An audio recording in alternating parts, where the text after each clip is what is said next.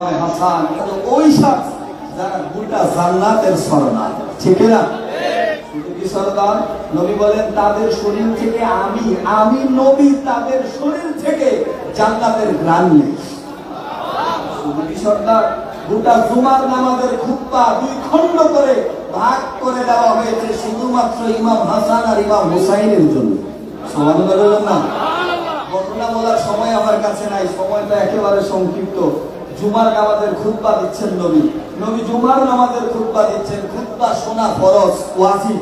খুতবা শোনা ওয়াজিব। খুতবার সময় তাসবিহ পড়া যায় না, খুতবার সময় নামাজও পড়া যায় না, খুতবার সময় যেখানে সিজদা করা যায় না, নামাজ পড়া যায় না, সেখানে স্বয়ং রাহমাতুল লিল আলামিন খুতবা দিচ্ছেন। ইমাম হাসান ইমাম হুসাইন হামাগুড়ি দিয়ে মসজিদের দিকে আসতেছে। ওই মসজিদের সামনে ওই জায়গার মধ্যে সিঁড়ি আমাদের মতো পাকা সিঁড়ি নয়, আমাদের হুজুর কেবলাতে সুন্দর করে আবার সিঁড়ির কাজ সামনে উপরে একটা স্টিল লাগায়া দিয়েছে। ওই স্তূপ তো নাই, ছিল খেজুরের গুড়ি। নবীজি খুতবা দিচ্ছেন। নবী করিম সাল্লাল্লাহু আলাইহি সাল্লাম নিজের খুতবা রেখে দিয়ে ইমাম হাসান আর ইমাম হুসাইনকে কোলে এনে মিম্বারের পাশে বসিয়ে দ্বিতীয় খুতবা দিয়েছেন। ওই থেকে জুমার খুতবা দুইবার দেওয়া লাগে। এটা তো ইমাম হাসান। ইমামে হুসাইন যার জন্য স্বয়ং নবী নিজে গোরা হয়ে গেছেন। ইমামে হুসাইন তো ওই ব্যক্তি যিনি কাঁধে বসে যাওয়ার কারণে আল্লাহ জিব্রাইলকে নাজিল করেছেন। আমরা নামাজ পড়লে আমাদের ছোট বাচ্চাগুলো কাঁধে উঠে যায়, উঠে কিনা? আপনাদের উঠে কিনা জানি না, আমারটা তো সিজদা দিলেই কাঁধে যায় বসে থাকে। নবীজি সিজদা দিয়েছেন, ইমামে হুসাইন নবীজির কাঁধে উঠে গেছে। আল্লাহ রাসূল সিজদা করতেন ছোট। কেন? কারণ জামাতের কেরাত, জামাতের রুকু সিজদা আর একাকী করার রুকু সিজদা একরকম হয় না। একাকী লম্বা হবে, যত খুশি লম্বা হবে।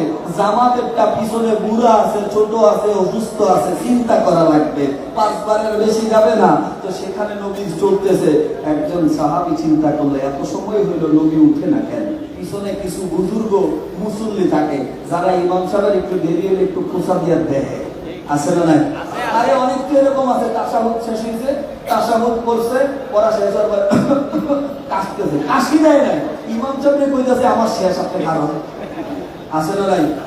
নামাজ হইব না গেছে, কারণ সে হচ্ছে কাশি দিয়েছে, ইমামরে কইতাছে আমার শেষ, আপনি দাঁড়ান। এই ওই মসজিদে একজন পিছন থেকে দেখলো নবী উঠে না কেন? দেখেন নবীর কাঁধে ইমামে হুসাইন বসে আছে। নবীজি হাত দিয়েছেন হুসাইনকে সরানোর জন্য। আল্লাহ জিব্রাইলকে পাঠিয়ে দিলেন। জিব্রাইল এসে বলল, ইয়া রাসূলুল্লাহ, এই হুসাইন আপনার উম্মতের জন্য শহীদ হবে, এই হুসাইন আপনার উম্মতকে শাফায়াত করবে, এই হুসাইন আপনার দ্বীনকে রক্ষা করার জন্য নিজের পরিবারকে বিলীন করে দিবে। তার জন্য সিজদা ছোট করা যাবে না, বরঞ্চ হুসাইন যতক্ষণ থাকবে সিজদা ততক্ষণ চলবে।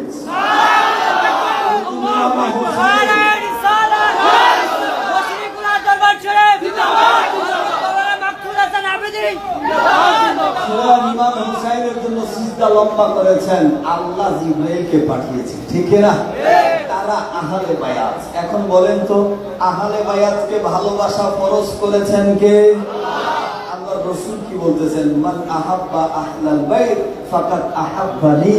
যারা আমার পরিবারকে ভালোবাসলো তারা মূলত আমাকেই